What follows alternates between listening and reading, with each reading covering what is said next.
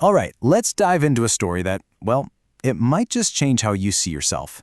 It's about the eagle who forgot to soar. Ever had that feeling? That little voice in the back of your head telling you you're out of place, or maybe playing a much smaller game than you were meant for. It's a feeling we all get, and it's right at the heart of this story. So, picture this. Our story starts in, of all places, a farmyard. It's busy, it's loud, full of chickens, and right in the middle of it all is this incredible, magnificent bird who has absolutely no idea what he really is. I mean, from the moment he could remember, all he saw were fences and chickens. So what did he do? He did what we all do. He fit in.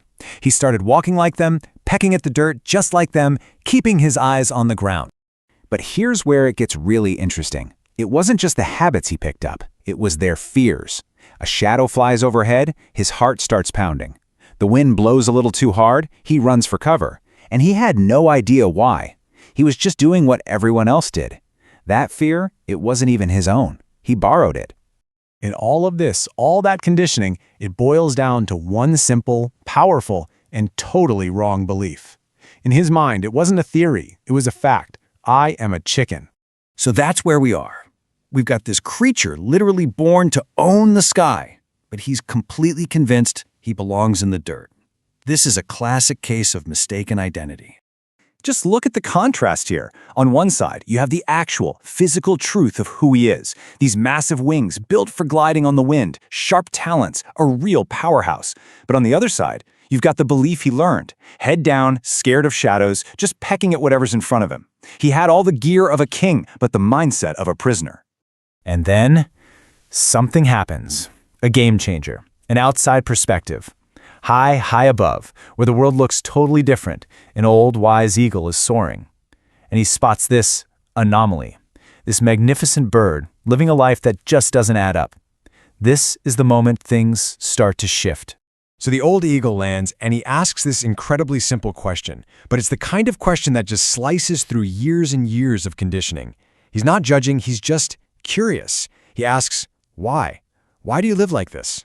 And that one word, why, is what leads to the most important moment in the entire story. The old eagle, he doesn't start a debate, he doesn't give a lecture.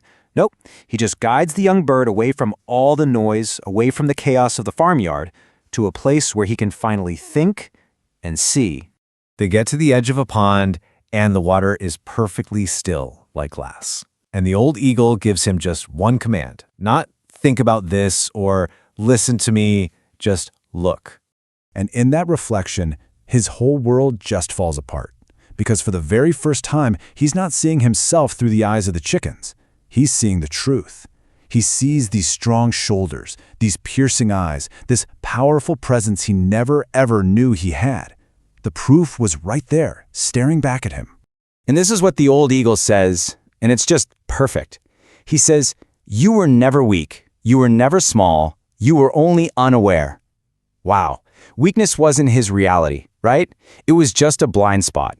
His power was always there, just sleeping. Okay, so seeing the truth is one thing, but now you have to act on it. You have to live it. This is where we get to the climax of the whole story.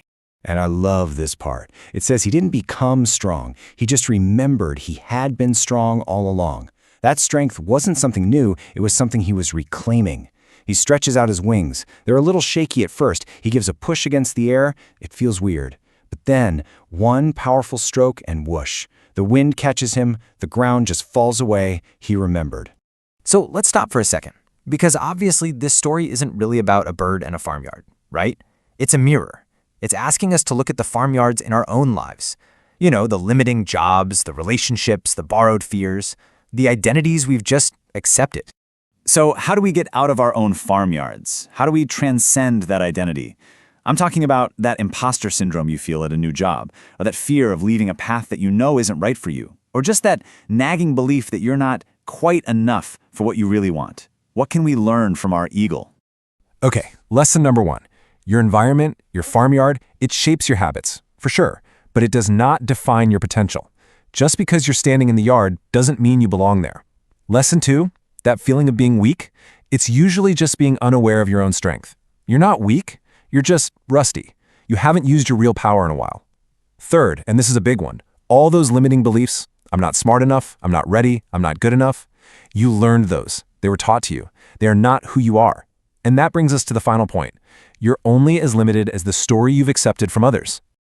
All right, so knowing all this is great, but doing something about it, that's the real challenge. So let's turn these ideas into an actual invitation, a game plan for your own first flight. First step is simple. Recognize your reflection. You've got to find your own quiet pond, get away from all the noise, and take a real, honest look at who you are, your strengths, your potential. Second, stop pecking at the ground. This just means you make a conscious choice to stop playing small. Stop engaging in those limiting habits and thoughts. Look up. And finally, number 3, take the next small step. You don't have to launch yourself into the stratosphere tomorrow. Just push against the air a little bit. Make one tiny choice today that lines up with who you really are. And as you're doing this, just keep this in mind. The eagle's first attempt, it probably wasn't very graceful. He barely got off the ground. It doesn't have to be perfect. This whole journey of remembering who you are, it's just about slow, steady progress. So I'll leave you with this question to think about. What is one thing, just one small thing, you can do today to stop pecking at the ground and start remembering that you were absolutely born to soar?